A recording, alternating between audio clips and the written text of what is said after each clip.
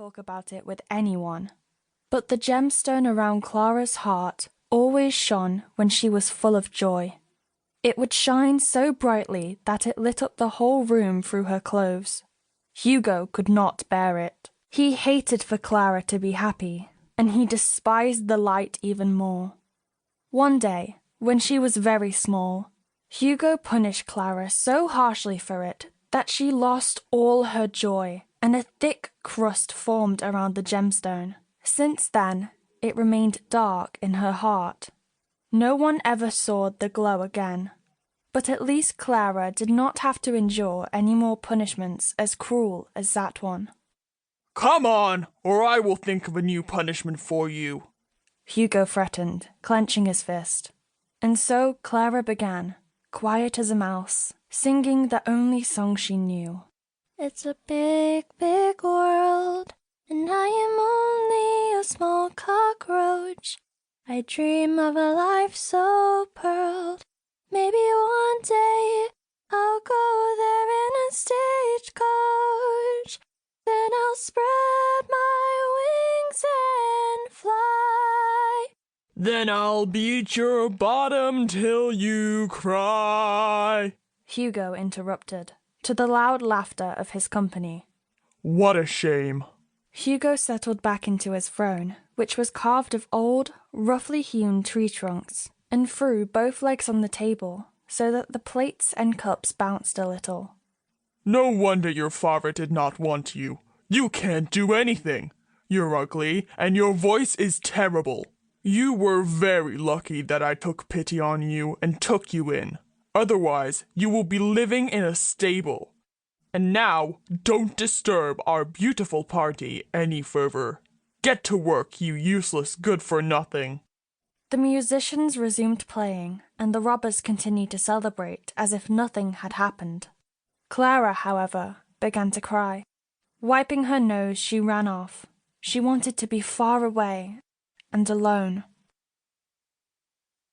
Sometimes I feel like a frightened child. No one likes me or sees me inside.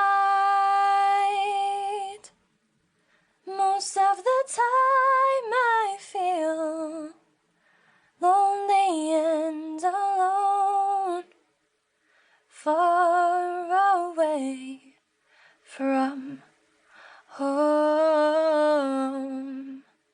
far, far away from home. A faithful friend. Clara ran all the way to her secret hiding place. It was in a hollow tree, and the entrance was so small that no robber could enter. Whenever she needed time alone, she would come here. Today, she cried even more miserably than usual. Hugo's words had struck her hard. Clara wished so much to be anywhere else and to be free. She pressed a hand to her chest and felt the hard crust over her gemstone, trying to bury the pain deep inside. Suddenly, a branch snapped, and Clara twitched. Who could this be? She held her breath. Could Hugo have followed her to her hiding place? Slowly she crawled to the hollow tree's entrance, and with one eye she squinted outside. Then something jumped out of nowhere and licked her face. "Oh, Mutt, it's you," Clara said in relief. "It's nice that you followed me. I could use your friendly company right now." Mutt sat on Clara's lap and snuggled up. He was Hugo's family dog, but he was especially attached to Clara. With his red, shaggy hair, he resembled a fox. Mutt felt Clara's grief and tried to comfort her a little by burying his head in her arm. "You know, sometimes I have the feeling that I should just get up and run away, out into the world, far away from here. And surely you would come with me, wouldn't you?" Mutt barked and wagged his tail, and Clara continued. "Yes, that would be nice. We'll both explore the world without any nasty robbers who make fun of us.